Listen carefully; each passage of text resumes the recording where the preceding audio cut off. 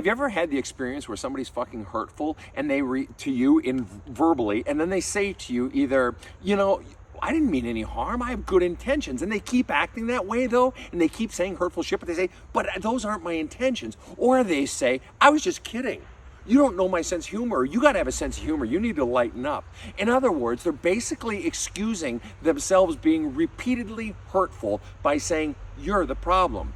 You're not understanding my intentions. You don't have a sense of humor. You don't get my sense of humor. In other words, they're basically saying, I get to hurt you in whatever way I want, and I don't have to be accountable. Not only that, I get to hurt you in whatever way I want with my words and in whatever malicious, spiteful way I want, and you have to assume the best about me. Yeah, that's fucked up. You don't have to assume the best. And putting it in humor also enables you to say, oh, no, I didn't mean it that way. I was just kidding. It's all bullshit way to be a hurtful fuck and not feel like you have to be accountable for your actions. They do have to be accountable. And until you stand up to them and refuse to allow them to do that, they'll continue to do it. Perhaps it's time you need to stop allowing them to do it. Maybe. Have a kick. Want to know the difference between a 22-year-old and a 42-year-old when it comes to becoming happy and finding happiness? Well, first of all, let me say, when it comes to happiness, the real trick isn't finding the things and doing more things that make you happy. The real trick is getting out all the pain and the fears and the bullshit beliefs you were taught about yourself from your past that are blocking and packing down all of your natural desires and the things you want to go after in life. It's all the shit that you've been carrying around that's bogging you down from the inside, that's keeping you from being happy. Recognizing that, then you want to know the difference between a 22-year-old and a 42-year-old when it comes to becoming happy? It's this, and relative to that pain as well, it's this. When you're 22, you may be well aware of all of the pain and the fears and some of the bullshit beliefs you were taught about yourself and about life while you were growing up. And those pains and that trauma may very well be there, and you may see it clear as day. But the difference between the 22-year-old and the 42-year-old is the 22-year-old says, fuck it, I'll just power through. Fuck that. I'll dabble a little bit here and there, but I don't need to take it seriously. Fuck it, I'll just push it away.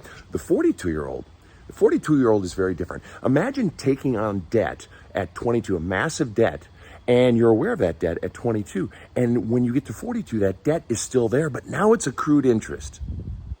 Now it's accrued 20 years of interest. That 42-year-old has the exact same pain that 22-year-old had, except they've now been carrying it for 20 years.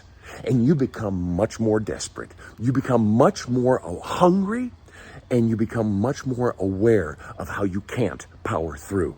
That you finally have to fucking face it because it's dragging you down from the inside. I work with the most successful of the most successful, and this is their grand realization. When they're 38, when they're 47, when they're 59, they realize they've been trying to power through this weight and they can't anymore. And God damn it, I wish I would have done it when I was 22. Where are you at in this equation? Have a kick-ass Had an interaction with another person where you walk away thinking, wow, I feel physically uplifted and inspired by that person. Or have you ever walked away from an interaction with a person and you're wiping their dead energy off you? It's like, what a drag.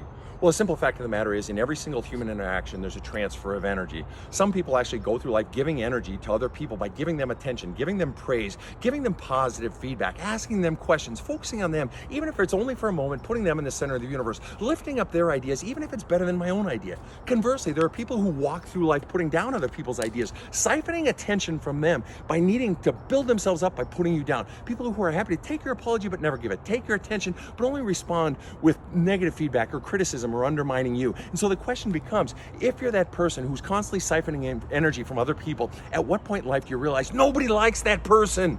And if you're the person who's always allowing someone to take your energy, if you're constantly feeling sad, down, depressed, dragged, robbed of your life force, at what point do you stop allowing people to take your life energy? And most importantly, who the fuck taught you that that's all you deserve?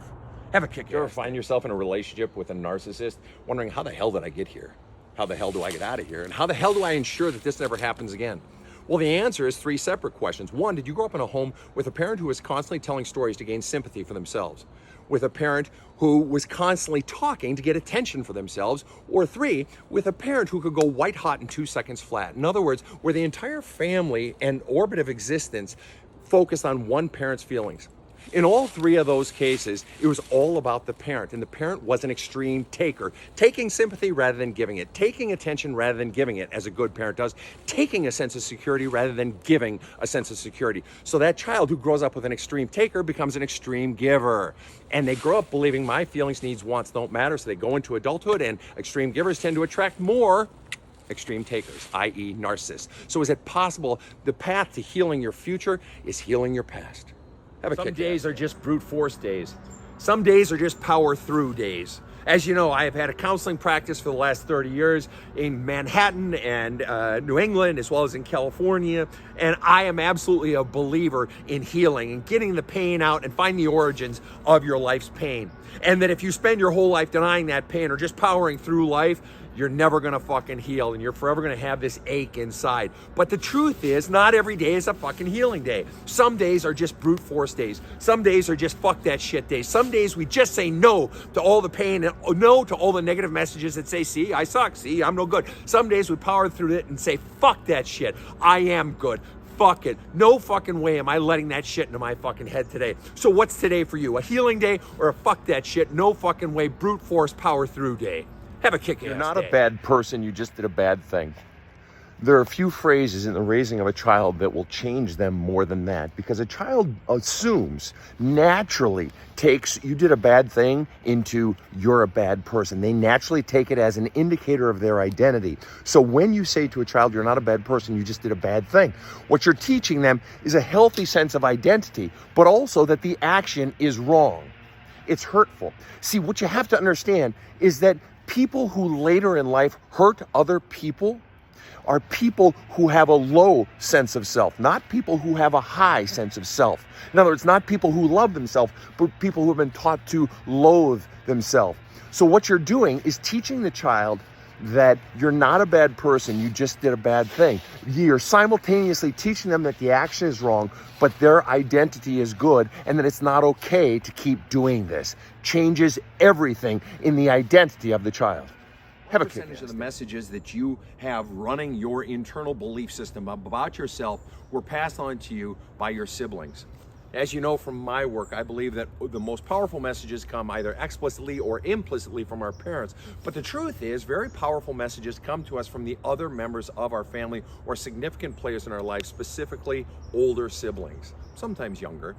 And so the question is, what are the messages that you got about yourself? And the way to know is very often they come up most powerfully when we're going through a hard time, when we haven't had success, or when we've been dumped, or when we feel alone, or when we've failed. Those messages rise up from inside. See, I'm no good. See, I suck. See, I'm ugly. See, I'm fat. See, I'm too skinny. See, I'm stupid. See, I'm too smart for my own good.